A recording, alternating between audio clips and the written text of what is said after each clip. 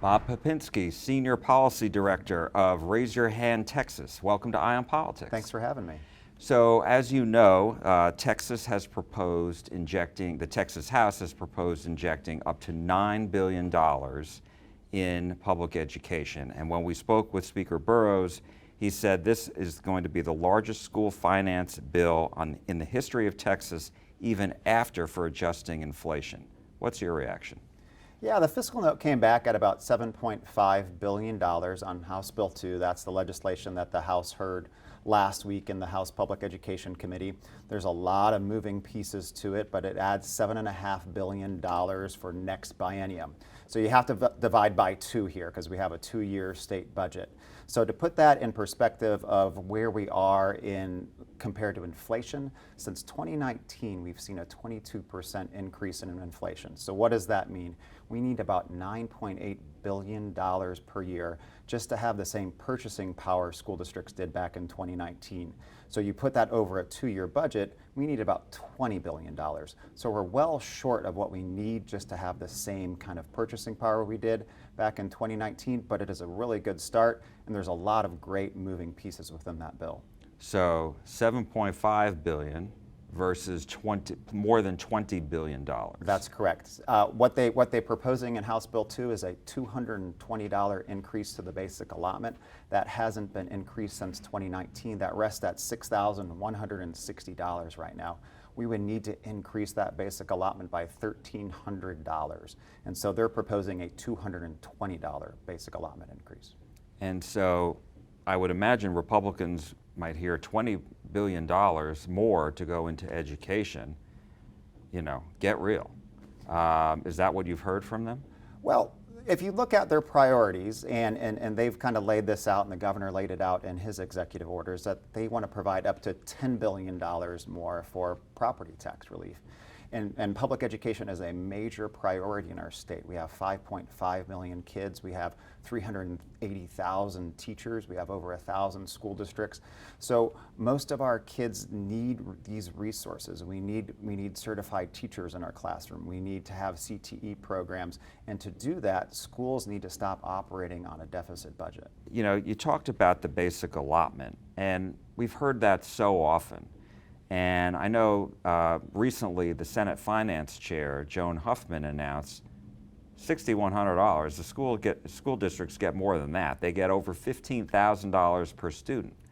So why such a difference? What's the apples to apples comparison here? It's a hotly debated number, and 2 things can be true at once. School districts need operating expenditures, and when you look at operating expenditures, what actually makes it down to a campus to spend on teachers and staff and programs, on average, it's about $10,800. What you add on to that isn't necessarily operating expenditures, it's what you spend on facilities through debt service programs, it's federal grants, it's what TEA operates its agency with, it's TRS money in some instances, and so you can't use all of that on operating expenses. What school districts can actually use is $10,800, and that's just on average. But when you look at what Texas is compared to the rest of the country, we're 46th in the nation in per student funding. We're $4,400 below the national average. And so we need to have just $48 billion just to kind of keep up with the national average, just to get that $4,400 per student. And so we've got a long way to go. And this bill, House Bill 2, and the work that they're putting into it this session is a good first start. So are you pleased with it as a first start, or are you disappointed? I think it's a good first step, and I hope by the end of the session that number increases drastically. I think our school districts need it. I think a lot of school districts out there have adopted deficit budgets, which means that they're spending more than what they're actually bringing in revenue. There's only really a handful of ways school districts can generate new revenue for their kids and for their programs. They can go out for a tax rate election if they have it.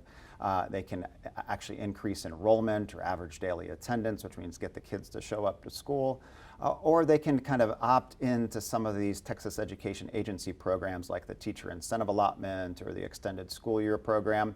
But for the most part, they don't have the ability to generate any more revenue than that. It's the legislature's responsibility to kind of set that amount. And that's what they're talking about this legislative session. And we only have 82 days left. So school districts have already started to kind of prepare their budgets, kind of anticipate what might be coming so that they don't have to cut teachers, cut programs, and in some cases, close schools. So the $20 billion that you mentioned before, that's best case scenario, right? That's your wish list. That's the wish right? list. That gets us back to where we were in 2019. And so as far as relative to inflation, costs, et cetera. That's right. And so what would be the most realistic thing if you could get it up a little higher? Yeah, the governor is asking for $10 billion in property tax relief. The same amount of funding for per student funding needs to go for what we're providing for property tax relief. So an additional $10 billion. That's correct. Dollar for dollar. Dollar for dollar. Okay. The other question I have is, are taxpayers getting are they getting a good deal? Are students actually getting a good deal? Because if you look at student testing scores, reading is up from what I've read, math and science are down. So are we as taxpayers, as a society, getting a good bang for our buck? Oh yeah, Texas ranks high when you do the NAEP scores that just came out a few weeks ago. When you compare it for demographics across other states, we're doing really great compared to what other states are doing. And so we're improving every chance we get through offering great programs, whether it's through our science pathways or CTE programs. And so we offer a lot of great programs out there. We offer a lot of great public school choice out there. And we're all held accountable through a lot of different measures, through our STAR testing, through our accountability testing, through our A through F rating systems, through our financial integrity rating systems. And that's really important. We want to be held accountable to the legislature, to our communities, to our parents. And I think school districts are doing an incredible job.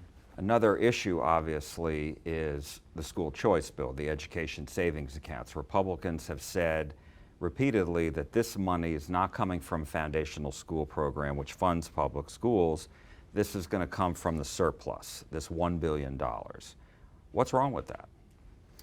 So we are 46th in the nation in per student funding, right? We need $4,400 more just to keep up with the national average.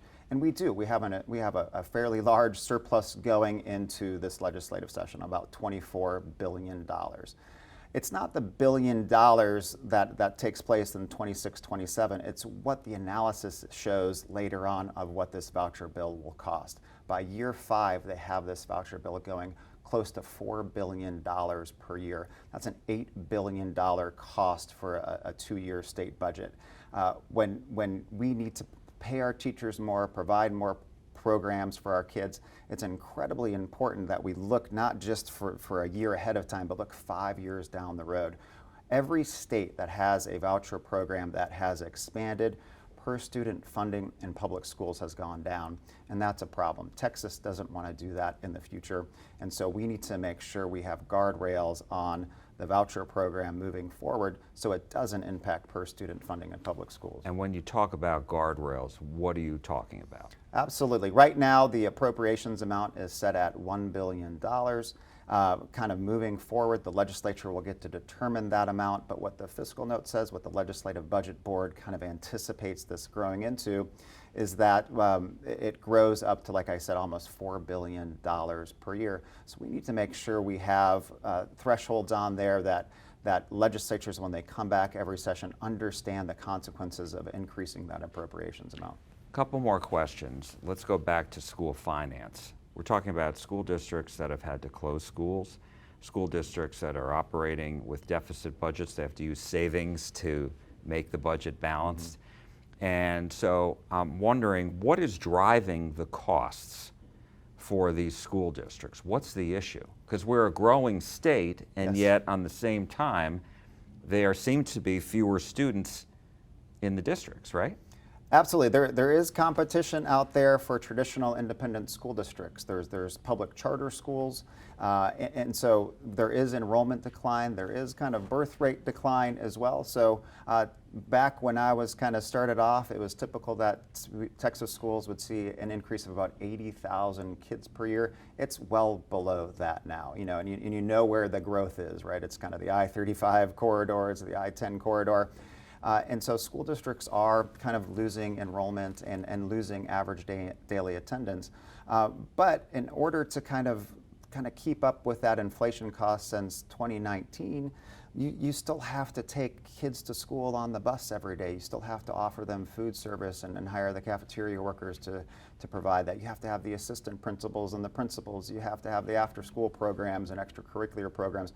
All of that costs money, and all of that, because of inflation pressure, is causing districts to adopt budgets and dip into their fund balance that they can't necessarily have the revenue coming in and adopt a budget that makes sense for their community. School districts receive money from the federal government, COVID money, right? And then it's gone. It was only for a certain period of time. And one thing that I've heard people say is that school districts use that COVID money to hire people, start programs, and yet that once that money was dried up, the districts didn't have any funding sources for those programs. Is that true? That is true, and school districts knew this was one-time money, so they tried to provide programs to their kids that would make sense and provide for instruction for any learning loss that happened during COVID. So they did. They set up great programs.